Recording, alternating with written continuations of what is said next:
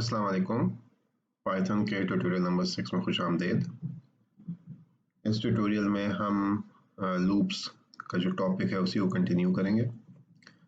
पिछली बार हमने while loop के ऊपर काम किया था, थोड़ा सा उसको देखा था कैसे वो काम करता है। एक चीज़ जो कि आप लोगों ने खुद ही अंदाज़ा लगा लिया होगा, लेकिन फिर भी बता देता हूँ कि वाइल लूप आप ज़्यादातर उस जगह पे इस्तेमाल करते हैं जहाँ पे आपको पता ना हो कि कितनी दफ़ा ये लूप चलेगा। आपको मैं दिखाया था कि हमने काउंट वेरिएबल बनाया था, उसके ज़रिए से हमने कंट्रोल किया था कि वाइल लूप कितनी दफ़ा चलेगा। आप उस तरह उसको इस्तेमाल कर सकते हैं, लेकिन ज़्यादातर वाइल लूप इसलिए इस्तेमाल किया जाता है कि आप उस जगह पर ज़रूर इस्तेमाल करें जहाँ पे आपको पता ना हो कि ये लूप कितनी दफ़ा इसको चलना चाहिए। जब आप लूप को किसी ख़ास मिकदार तक चलाना चाहते हैं तो उसके लिए ज़्यादातर फॉर लूप का इस्तेमाल किया जाता है। फॉर लूप बिल्कुल उसी तरह काम करता है जैसा वाइल लूप काम करता है, सिर्फ फ़र्क ये है कि उसको लिखने का तरीका ज़रा मेरी नज़र में ज़्यादा आसान होता है, क्योंकि वाइल लूप जो है वो एक काफ़ी सादा सा मेरी नज़र में लूप है, जबकि फॉर लूप एक स्ट्रक्चर्ड लूप मुझे लगता है। तो मुझे भी पसंद फॉर लूप को करना ज़्यादा है, लेकिन फिर भी होता यही है कि प्रोग्रामिंग करते वक्त आप खुद ही अंदाज़ा लगाते हैं कि यहाँ पे वाइल लूप अच्छा रहेगा या यहाँ पे फॉर लूप अच्छा रहेगा। इससे पहले कि हम शुरू करें, एक टॉपिक है जो कि ज़रा सा ज़रूरी है। वो ये है कि जो लूप है उसके अंदर हम दो स्टेटमेंट्स इस्तेमाल कर सकते हैं। एक स्टेटमेंट का नाम है ब्रेक और एक का नाम है कंटिन्यू। अब इसका तरीका क्या है कि ब्रेक और कंटिन्यू कैसे काम करते हैं, इनका ये किस तरह इसको समझा जाए। तो उसका एक आसान सा तरीका ये है कि फ़र्ज़ करें कि आप अपना वाइल लूप चला रहे थे, ठीक है। वाइल लूप आपने चलाया, उसकी कोई कंडीशन है, ब्रैकेट्स डाल देता हूँ ये बताने के लिए यहाँ पे भी कंडीशन चल रही थी। अब आपने एक कंडीशन की चलाई, दूसरी कंडीशन चलाई, तीसरी कंडीशन चलाई, ठीक है। अब लूप आपका चल रहा है, बार-बार रिपीट होता जा रहा है। लेकिन एक स्टेटमेंट आई कि जिसमें आपने इफ कंडीशन लगाई, और अगर वो स्टेटमेंट ट्रू हो जाती है तो आप कहते हैं कि जैसे ये ट्रू हो तो लूप को इधर ब्रेक कर दो,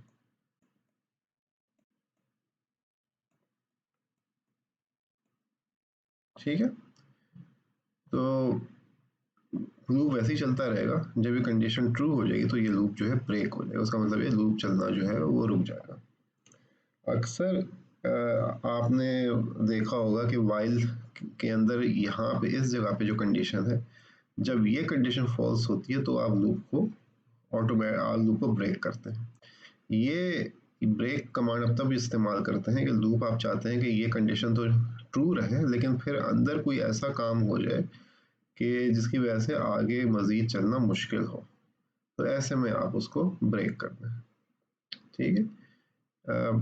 इसका एक तरीका ये हो सकता है कि फ़र्ज़ करें कि आप क्या चाहते हैं कि आप चाहते हैं कि आप स्टूडेंट्स के मार्क्स चेक कर रहे थे, आप चेक कर रहे थे कि सारे स्टूडेंट जो पास हैं उनके जो मार्क्स हैं उससे रिलेटेड कोई आप काम करते रहें, तो ये हर स्टूडेंट के लिए बाबा ये काम करता रहेगा और चेक करता रहेगा कि उस स्टूडेंट के मार्क्स कितने हैं। अब फ़र्ज़ करेंगे हमने चेक किया कि स्टूडेंट के मार्क्स, अगर किसी स्टूडेंट के मार्क्स 60 हैं तो वहाँ पे ये लूप रुक जाए, ताकि आप उस स्टूडेंट के ऊपर ज़्यादा कॉन्सनट्रेट कर सकें इसके मार्क्स जो हैं 60 या 60 से कम क्यों है। तो ऐसे में आप ब्रेक का इस्तेमाल करें, यहाँ पे आप लूप को छोड़ दें, ठीक है। ब्रेक तो इधर इस्तेमाल होता है। अगला जो इम्पोर्टेंट कमांड है वो है कंटिन्यू। कंटिन्यू ये होता है कि आपका वाइल लूप के अंदर कमांड आप चला रहे हैं और फिर से आपने इफ कंडीशन लगाई, इफ कंडीशन चेक की, अगर और इस इफ कंडीशन के अंदर कुछ था और इफ कंडीशन के बाहर फिर से कमांड्स थी, तो इस इफ कंडीशन के अंदर कंटिन्यू आ गया।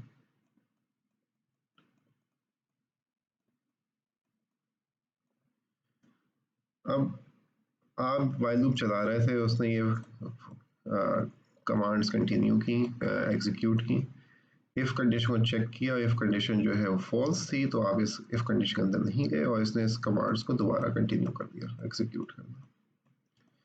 अब फर्स्ट कहेंगे एक वक्त आता है कि ये इफ़ कंडीशन है ये ट्रू हो जाती है, तो उसकी वजह से आप अंदर की जो लाइन्स है वो आप एग्जीक्यूट करेंगे और कंटिन्यू पे आ जाएंगे। जब कंटिन्यू आता है तो ये क्या करता है कि आगे की जितनी भी लाइन्स हैं ये इनको स्किप कर देगा और ये सीधा यहीं से वापस वाइल लूप पे चला जाएगा। तो ये भी बाज़ औक़ात कुछ जगहों पे इस्तेमाल किया जाता है कि जहाँ पे आप ये नहीं चाहते कि कोई ख़ास कंडीशन ट्रू हो गई है, तो उसकी वजह से ये काम आप उस बाकी डेटा के ऊपर नहीं करना चाहते, तो अब इस काम को आप स्किप करना चाहते हैं। तो ऐसे में ये डायरेक्टली इस वाइल लूप के ऊपर पहुँच जाएगा और ये काम इसके ऊपर नहीं करेगा। ठीक है? तो तो कंटिन्यू और ब्रेक इस तरह इस्तेमाल होते हैं। अगर मौका मिला तो इसके ऊपर भी कोई एग्जांपल्स करेंगे, अगर आपको अभी तक समझ में नहीं आया कि ये दोनों कमांड्स कैसे इस्तेमाल होती हैं। अच्छा, अब हम फॉर लूप के ऊपर पहुंच जाते हैं। फॉर लूप कैसे काम करता है। फॉर लूप जो है उसकी अच्छी बात यह है कि उसके लिए आपको कोई वेरिएबल डिक्लेयर नहीं करना पड़ता। अब अगर आपको याद हो कि हम जब पाइथन में वाइल लूप पे जब हम काम कर रहे थे तो हमने काउंट का वेरिएबल बनाया था। फॉर लूप में उस वेरिएबल को बनाने की ज़रूरत नहीं पड़ती है। फॉर लूप का जो सिंटैक्स है बहुत आसान है। आप लिखते हैं फॉर आई इन रेंज और यहाँ का रेंज डिफाइन कर दें। अब फॉर लूप ऐसे चलता है कि उसकी एग्जांपल हम एक समेशन से दे सकते हैं। अगर आपने मैथ थोड़ा सा पढ़ा हुआ है तो आपको ये सिंबल याद होगा, ये सिंबल क्या होता है। ठीक है, और आप क्या करते हैं, आप आई लिखते हैं और आप कहते हैं कि ये आई जो है वो 0 से शुरू होगा और ये n तक जाएगा और यहाँ पे एक्सप्रेशन लिख देते हैं। एक्सप्रेशन कुछ भी हो सकता है, लेकिन अभी हम अपनी आसानी के लिए xi कर देते हैं। तो जब ये आप कमांड लिखते थे या ये भी आप जो एक्सप्रेशन लिखते थे, इसका मतलब ये होता था कि जहाँ जहाँ आई आ रहा है वहाँ पे आप इस नंबर से आप रिप्लेस कर दें। तो हमारे पास आया xi, तो सबसे पहले x0 हुआ, ठीक है, और उसके बाद x1 हो जाएगा, उसके बाद x2 हो जाएगा, उसके बाद x3 हो जाएगा और ये उसके बाद ये चलता रहेगा जब तक के xn नहीं पहुंच जाता। अब n की वैल्यू 10 भी हो सकती है, 10,000 भी हो सकती है, 10 मिलियन भी हो सकती है। तो आप इस तरह लिखा करते थे कि ये जो प्रोसेस है ये बार बार रिपीट होता रहे कि x+1 +2 +3 +4 सबको इकट्ठा जमा करके जो आगे पास आंसर आएगा, ठीक है, उसको हम इस तरह लिखते थे समेशन करके। तो ये पूरा आपको लिखने की ज़रूरत नहीं पड़ती, वजह इसके लिए उसकी लंबा सा लिखें समझाने के लिए आप क्या करना चाह रहे हैं, आप ये समेशन का सिंबल इस्तेमाल करते हैं। तो जो फॉर लूप है वो भी कुछ इसी तरह ही चलता है। इस फॉर लूप जो है वो इसी समेशन की ही कॉन्सेप्ट को लेता है और आगे लेके चलता है। तो मेरे ख्याल में ये आपको एक्सप्लेनेशन समझ में आ गई होगी कि कैसे होता है। अब हम फॉर लूप पे आ जाते हैं। तो देखिए, मैं लिखा फॉर आई। पाइथन जो है आई को शुरू से ही 0 लेती है, तो यहाँ पे वेरिएबल डिक्लेयर हो जाता है, आई को वो 0 वैल्यू देती है और मैं कहता हूँ फॉर आई इन रेंज, तो मैंने रेंज दे दी 10 तक, ठीक है। तो ये 0 से लेके ये 10 तक चलेगा। अब इसके अंदर मैं कुछ भी प्रिंट कर सकता हूँ। मैं क्या करता हूँ, मैं सिंपली प्रिंट आई कर देता हूँ। तो ये अब क्या करेगा, आई की जो 10 वैल्यूज हैं उनको वो शो करेगा। अब रन करता हूँ, देखिए इसने आई की जो 10 वैल्यूज हैं उसने शो कर दी। अब फर्स्ट करके मैं चाहता था कि जो आई जो है वो 0 से शुरू ना हो, वो 1 से शुरू हो। उसका बहुत आसान सा तरीका है, आप यहाँ पे रेंज को बता देते हैं कि 1 से शुरू करो और 10 तक जाओ। अब मैं इसको रन करूँ तो अब ये 1 से लेके 9 तक गया है, ठीक है। तो अब इसने 9 वैल्यूज़ दिखाई हैं 8 वैल्यूज़ के जगह। और फर्स्ट थिंग इसके बाद मैं कहता हूँ कि नहीं, मुझे सिर्फ ये नहीं है कि मुझे 1 से लेके 10 तक चलना है, बल्कि मुझे एक छोड़ के चलना है। यानी इसका मतलब ये है कि मैं 1 से शुरू करूँगा तो पहले मुझे वो 1 प्रिंट करेगा, फिर वो 3 करेगा, फिर वो 5 करेगा, फिर वो 7 करेगा, फिर वो 9 करेगा और उधर वो रुक जाएगा। अब मैं इसको अब चलाता हूँ, ये देखें उसने ये प्रिंट। तो अब आप ये देखें कि फॉर लूप जो है उसमें ये बताता है आप कितना, कहाँ से आपने शुरू किया, ये बताता है मैं कहाँ पे आपने ख़त्म किया, और ये बताता है कि आपने कितने स्टेप्स छोड़ने हैं। अब इसको मैं 3 कर दूँ तो ये 1 4 7 तक ये जाएगा, क्योंकि 1 के बाद 3 अगर आप स्टेप्स छोड़ें तो आप 4 पे पहुँचते हैं, फिर 3 छोड़ें तो 7 पे पहुँचते हैं। इसको अब रन करें तो आगे पास ये आंसर आ गया इसके। तो फॉर लूप इसलिए अब आप देख रहे हैं कि इतनी सी आप स्टेटमेंट लिखते हैं और उसका बहुत सारा फ़ायदा होता है, बहुत सारे आप काम कर सकते हैं। तो फॉर लूप यहाँ पे काफ़ी इस्तेमाल किया जा सकता है। अ, अब हम फॉर लूप एक एग्जांपल कर लेते हैं, ठीक। हम क्या कहते हैं, हम कहते हैं कि हमने एक ओवर खेला, ठीक है, क्रिकेट को ओवर खेला, और उसमें जो हमारे पास वैल्यू आएगी उसके ऊपर हम फैसला करेंगे कि वो कि प्लेयर ने क्या स्कोर किया है। उसका जो आसान सा तरीका है वो ये है कि हम लिखते हैं कि अब आपको याद होगा, हम फिर से वो रैंडम हम यूज़ करते हैं, इंपोर्ट रैंडम। इसमें हम कहते हैं runs is equal to random dot range, और हम एक गेंद में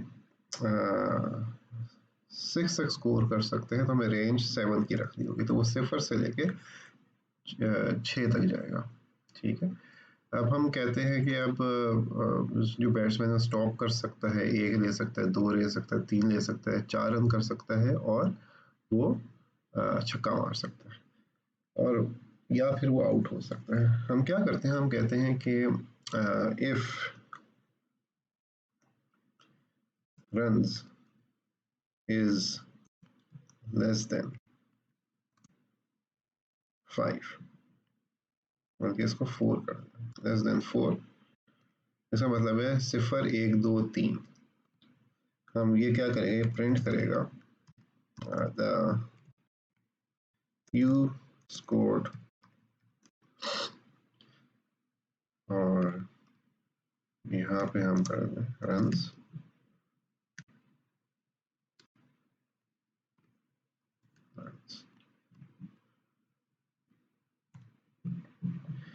तो अगर हमने 0 1 2 या 3 हमने किया तो हमेशा ये प्रिंट कर देगा कि यू स्कोर्ड दिस रन्स। फिर हम कह देते हैं कि elif runs is equal to 4, एक आपने चौका मार दिया, तो इसको मैं कॉपी कर देता हूँ, हम कहते हैं you scored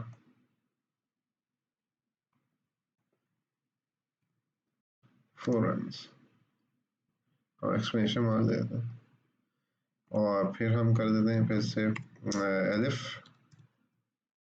runs is equal to 6, और अब हम लिख देते हैं it's a 6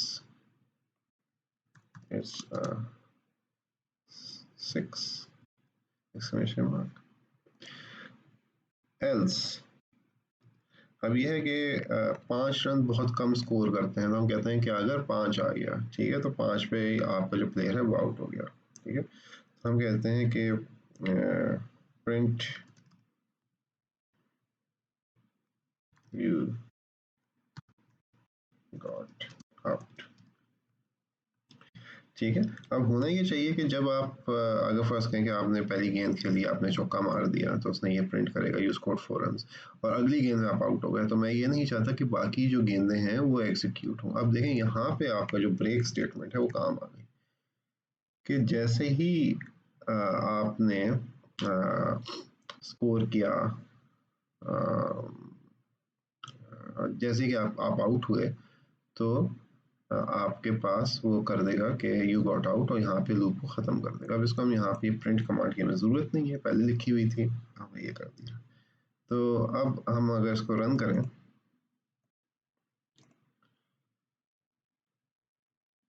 you scored 0 runs, you scored 2 runs, you got 3 runs, you scored 2 runs, it's a 6, you scored 4 runs। ठीक है, तो मैं आउट नहीं हुआ। अब मैं इसको फिर से रन करता हूँ, रन मॉड्यूल, अभी ये बज गया, फिर रन मॉड्यूल करते हैं, यू गॉट आउट, तो पहली गेंद पे ही आउट हो गया और उसने और कोई स्कोर नहीं किया। ठीक है, तो अब आप देखें कि कैसे हमने एक छोटा सा एक प्रोग्राम बनाया जो कि फॉर लूप को इस्तेमाल करता है, और उससे वो सारी जो वैल्यूज़ हैं वो उनको कैलकुलेट करता है। ठीक है, तो यहाँ से इसका ये हमें फ़ायदा होता है। हम इसको मज़ीद इसको अच्छा हम बना सकते हैं, वो ये है कि हम ऊपर एक वेरिएबल डिक्लेयर कर देते हैं, इसको कहते हैं टोटल। अब टोटल जो है वो क्या कर रहा है, टोटल हमारा जो टोटल स्कोर हम स्कोर करेंगे ये उसका ख्याल रख रहा है। ठीक है, तो उसका बहुत आसान सा हल है, वो ये है कि फॉर लूप के अंदर हम लिखेंगे, ये तो इफ़ स्टेटमेंट थी, इफ़ स्टेटमेंट जो है हमें सारा बता रहा है हम स्कोर क्या रहा है, स्कोर कर रहे हैं, उसके हिसाब से ये प्रिंट आउट्स कर रहा है। अब जो हमारी एक्चुअल कैलकुलेशन है वो हम इधर कर रहे हैं, हम करते हैं कि total is equal to total plus runs. ठीक है, तो फर्स्ट कहें टोटल 0 था, हमने 4 स्कोर किया, तो ये कहेगा कि यू स्कोर 4 रन्स, इसके बाद इफ ब्लॉक से बाहर निकल आएगा और करेगा टोटल जो है 0 + 4, तो आगे टोटल स्कोर जो है 4 हो जाएगा। तो इस तरह करके ये हर बार चलता रहेगा, टोटल स्कोर आपका रिकैलकुलेट करता रहेगा। अब जब हम एक दफ़ा फॉर लूप से बाहर निकल आएंगे, तो ये आपको बताएगा कि ये प्रिंट करेगा कि यू स्कोर्ड टोटल, तो अगर फर्स्ट गेम 21 रन है तो ये कहेगा you score 21 runs in total. ठीक है, तो अब ना सिर्फ ये कि आपको बताएगा कि हर बॉल पे आप क्या कर रहे थे, बल्कि साथ साथ ही कैलकुलेशंस भी करता रहेगा कि आपने टोटल रन कितना स्कोर किया है, और उसके बाद आपको बता देगा वो टोटल स्कोर कितना है। अब इसको हम रन करके देखते हैं, तो आगे you got out, you score 0 run in total. ठीक है, हम फिर से पहली बॉल पे आउट हो गए, फिर से हम रन करते हैं, फिर से वही आ गया, फिर से रन करते हैं। अब देखें, इसने कहा 4-4-0 और फिर मैं आउट हो गया, तो इसने कहा you score 8 run in total. तो इससे हमें पता चला कि हमारा प्रोग्राम जो है वो बहुत अच्छा और बिल्कुल सही काम कर रहा है, क्योंकि इसने टोटल हमें जो है काउंट करके दे दी। अब ये तो था एक ओवर, अब हम ये भी कर सकते हैं कि इस पूरे ओवर को हम एक और फॉर लूप के अंदर डाल दें और उससे कहें कि तुम कितनी दफ़ा चलो, तो उसकी वजह से फिर ये जो है ये 2 ओवर खेलेगा। ठीक है ना, वो पहला ओवर अब 2 ओवर है, उसके बाद वो हमें पूरे जो स्कोर हैं वो बता सकते हैं, तो फिर उसको हम मज़ीद इन्हांस कर सकते हैं और वो फिर पूरे टीम का स्कोर आपको बता सकता है। तो आप देखें कि छोटा सा फॉर लूप सीखने से हमें कितने मज़ेदार हम एप्लीकेशंस बना सकते हैं।